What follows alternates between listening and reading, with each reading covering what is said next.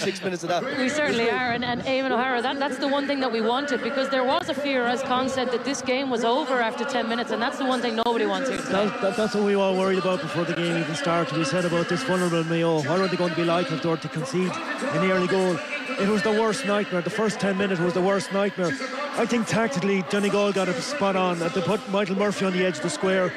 Bernard Hewitt's talking about it earlier on. Kerry did that a few years ago when they pumped in a lot of high ball. Kevin Keane was going doing a man marking job with Michael Murphy, thinking that he was going to come out the field. He stayed on the edge of the square. He was destroyed for the 3 balls that came in. There could have been an extra goal there. They put Gerard Cafferty on him after that. Gerard Cafferty's done a very, very good job with him since, and that's what has brought Mayo into the game. Donegal have played in some balls. Mayo have built from back, and then are built from the back, and slowly but surely they've got themselves and draw themselves into this game. Darren Maloney made the point in commentary, Eamon, that we might not even finish this game with 15 aside, because we've seen a lot of yellow cards being flashed early in the game. What have you made of what Maurice Deegan has stamped on this game? Well, myself and Bernard were sort of throwing belts at each other, saying we couldn't believe some of his decisions, that they balanced themselves out. One or two of the yellow cards were yellow cards. There was one awful heavy hit, I think it was on actually Mark McHugh. He hasn't touched the ball since. Yeah. You know what I mean? Whether that's a tactical side of things, it was a big hit on him by I think it was Lee Keegan actually hit him. Stuff like that happens in games. Will it affect it in the long run? Possibly. I don't think Maurice Deegan will be psychologically looking at it saying, I'm not going to make a mess of this All-Ireland, make it 14-15 or something like that. But may all need to watch themselves. The psychology in the dressing rooms will be interesting as well, Bernard, at half-time here now. As Darragh again was saying in commentary, even though Donegal were ahead, you kind of felt in the latter part of that first half that it was Mayo on a bit of a high, and we heard Maxie there from the Donegal camp saying, we've got to get the guys going again, you know, so it'll be interesting to see first 10 minutes of this second half.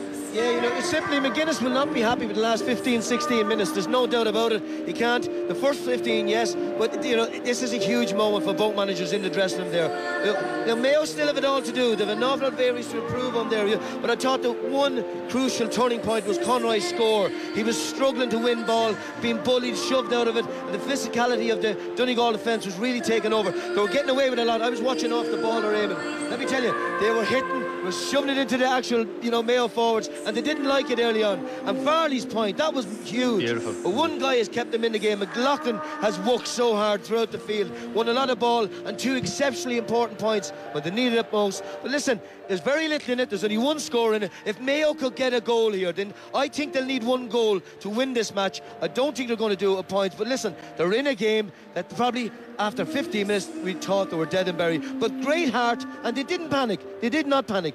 Yeah, there is a feeling, Eamon, that perhaps they have weathered the storm, and if they were to get a goal, you could actually see Mayo getting a foothold on this game. Yeah, absolutely.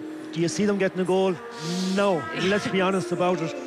Unless they do something different. You know, the quality of ball, as Bernard said earlier on, was very, very poor getting in. Conroy was making runs out to the line. They were playing balls into the corners. When they were playing balls in the corners, they still had to beat 2 or 3 Donegal men before they even got near getting a shot in.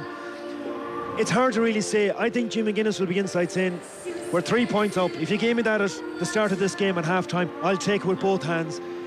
What will he do? Will he play a very, very defensive system like he did against Dublin last year? I don't know. Will they be expansive? We still yet to know. Mayo will have to come out to try and win this All-Ireland final. I think that's when Donegal might just get them on the break. It has been a tactical battle between these 2 managers the whole way along. Is it Jimmy McGuinness slightly ahead on the first half? Maybe slightly, but I think, you know, the overall is nearly even, Stephen. But what they need, Alan Dillon must, you know, Mayo need Alan Dillon on the ball from general play. He's had no shot at goal at all. Doherty is non-existent virtually. I think he probably will be replaced. And Killian O'Connor, just from general play, they need O'Connor and Dillon on this ball. If Dillon's not on the ball in the second half, scoring points from play, Mayo are in trouble. But listen, it's wonderful. What a second half we're going to have, and it's just, you know, it's really well poised at the moment. The managers have a wonderful, wonderful chance to impose themselves, and I think you could see 1 or 2 unusual tactical moves in the second half, and that would be maybe they need a bit more inside, a bit of height. I need the high balls. They're not winning them inside Mayo. They need a bit more presence in there. All right, we're going to take a quick break here at Croke Park. Back with you for the second half very shortly indeed. RTE Radio 1.